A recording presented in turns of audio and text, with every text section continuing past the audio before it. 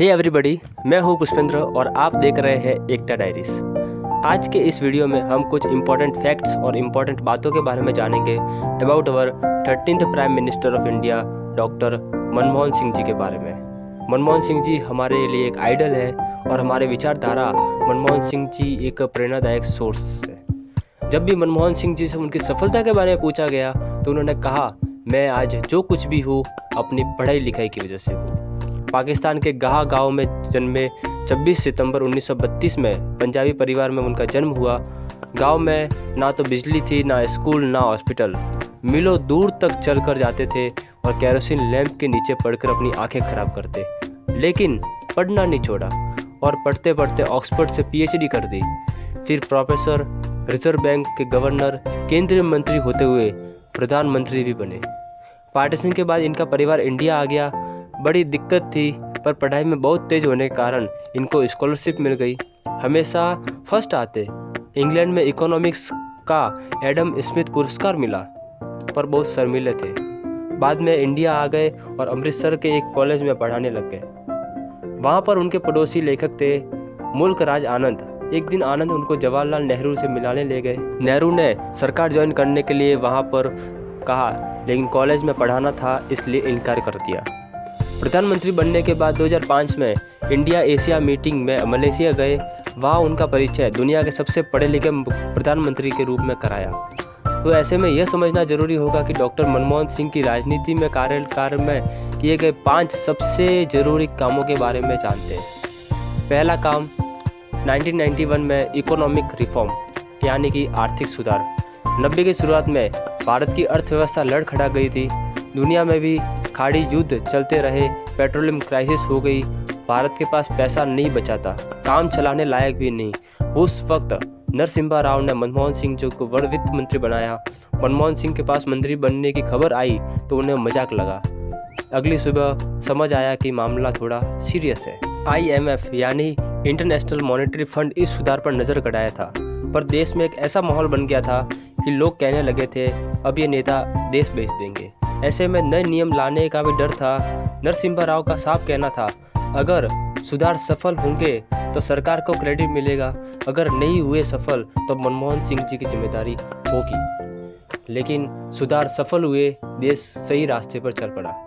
दूसरी सबसे बड़ी कामयाबी RTI एक्ट 2005। मनमोहन सिंह जी की सत्ता में आते ही यह एक्ट पास हो गए। इसके लिए देश के लोग लंबे समय से खड़े लड़ रहे थे। इस एक्ट के चलते जनता अफसरों से सवाल जवाब कर सकती थी। इससे पहले सरकार हर रिपोर्ट को कॉन्फिडेंशियल कहकर किसी को बताती नहीं थी। इसके चलते भ्रष्टाचार बहुत होता था, लेकिन RTI एक्ट ने लोगों को सरकार से सवाल जवाब करने की शुरुआत दी। तीसरा सबसे बड़ी कामयाबी मनरेगा साल 2006। यह एक ऐसा एक्ट था जिसने सरकार को और जनता के रिश्ते को बदल दिया। यह तय करना कि सरकार लोगों को अपने गांव या गांव के पास रोजगार दिलाएगी। यह एक अपने आप में बहुत बड़ा कदम था। रोजगार की गारंटी थी, सरकार रोजगार ना दे फिर भी यह तय था कि एक आपके रकम खाते में अपनी आनी ही थी। रोजगार ना दिलाने पर अफसरों पर कार्रवाई का प्रावधान था। जब नरेंद्र मोदी प्रधानमंत्री बने तो उन्होंने इस स्कीम की आलोचना करते हुए कहा कि यह मनमोहन सरकार की सबसे बड़ी असफलता के रूप में इसे याद किया जाएगा। लेकिन नरेंद्र मोदी ने भी इस एक्ट को ख़त्म नहीं किया, इस स्कीम को ख़त्म नहीं किया, उल्टा उन्होंने भी अपने कार्यकाल में इस स्कीम को जारी रखा। चौथी सबसे बड़ी कामयाबी सिविल न्यूक्लियर डील साल 2008। भारत की प्रगति के साथ ऊर्जा की जरूरतें हद से भी ज़्यादा बढ़ गई थी। हर गांव तक बिजली पहुंचाने के लिए बिजली पैदा करना भी जरूरी था। इसके लिए न्यूक्लियर प्लांट लगाने सबसे ज़रूरी था, लेकिन उस वक्त डर इस बात का था कि यह सरकार फिर कुछ अमेरिका के हाथों बेचना चाहती है। यह नेशनल और इंटरनेशनल लेवल पर बहुत बड़ी डिप्लोमेटिक जीत थी और भारत ने 2008 में न्यूक्लियर प्लांट इस्टेब्लिश किया। पांचवी सबसे बड़ी कामयाबी फूड सिक्योरिटी बिल 2013, जिसके लिए देश मनमोहन सिंह जी को हमेशा के लिए थैंक यू बोलेगा। स्वतंत्रता से ठीक पहले बंगाल में अकाल पड़ा था, करीब 3 लाख लोग मारे गए थे। फिर चीन से लड़ाई के बाद भी अकाल पड़ा, फिर पाकिस्तान से भी लड़ाई हुई, उस दौरान भी अकाल पड़ा। ग्रीन रिवॉल्यूशन के बाद स्थिति थोड़ी बेहतर हुई, पर वक्त गुजरने के बाद भी कई लोग भरपेट खाना नहीं खा पा रहे थे। ऐसे में मनमोहन सिंह की सरकार का लोगों का खाना सुरक्षित करवाना दुनिया की किसी भी सरकार के लिए एक मॉडल बन गया था। कई आलोचनाएं हुई, लेकिन आलोचनाओं के बाद भी डॉक्टर मनमोहन सिंह अपने फैसले पर खड़े रहे। तो ये थी कुछ 5 सबसे बड़े program by doctor Manmohan Singh. ये कुछ ऐसे योगदान है जो इतिहास में दर्ज है और आज देश को ऐसे प्रधानमंत्री होने का भी गर्व है। सिर्फ इतना ही नहीं, डॉक्टर मनमोहन सिंह हमें एक संदेश देते हैं कि लाइट ना होना या गांव में स्कूल का अभाव होना एक नकारात्मक सोच का कारण है। पढ़ाई लिखाई ही हमें ऊपर उठाती है और गर्व से जीने का अवसर प्रदान करती है। हमें गर्व है कि हमारे देश को प्रधानमंत्री जैसे एक डॉक्टर मनमोहन सिंह के रूप में एक इंसान मिले। अंत में बस इतना ही कि भारत के आर्थिक सुधार के सूत्रधारक के रूप में जानने वाले डॉक्टर मनमोहन सिंह जी का भारत के अर्थव्यवस्था में बहुत बड़ा योगदान था। उन्होंने भारत के प्रधानमंत्री के रूप में 2004 से 2014 तक 10 साल का योगदान दिया। आज मैं आपको प्रधानमंत्री के रूप में आखिरी बात संबोधित कर रहा।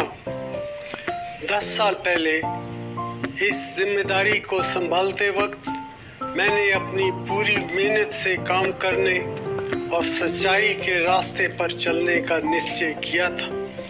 मेरी ईश्वर से प्रार्थना थी कि मैं हमेशा सही काम करूं।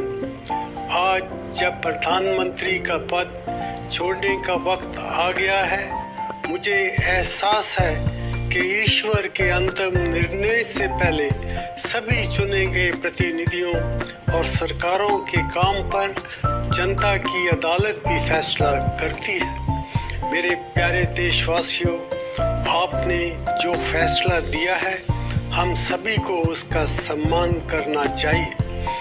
जी व्हीलचेयर में आए, वोट किया। एक सांसद अपने दायित्व के लिए कितना सजग है उसका वो उदाहरण है। सवाल ये नहीं है कि वो किसको ताकत देने के लिए आए थे। मैं मानता हूं वो लोकतंत्र को ताकत देने आए थे। जब भी हमारे लोकतंत्र की चर्चा होगी तो कुछ माननीय सदस्यों की जो चर्चा होगी उसमें माननीय डॉक्टर मनमोहन सिंह की योगदान की चर्चा जरूर होगी। मैं विशेष रूप से माननीय डॉक्टर मनमोहन सिंह जी का स्मरण करना चाहूंगा। मैं मेरे वीडियो का अंत करता हूं। तो ये था आज का वीडियो, जिसमें हमने डॉक्टर मनमोहन सिंह के कार्यकाल और उनके अहम योगदान को जाने, और उम्मीद करता हूं कि आज का ये वीडियो आपको पसंद आया हो और आपके काम आएगा। अगर हाँ, तो इस वीडियो को लाइक करें और ऐसे ही अपडेट्स पाते रहने के लिए मेरे चैनल को सब्सक्राइब करें। Thank you.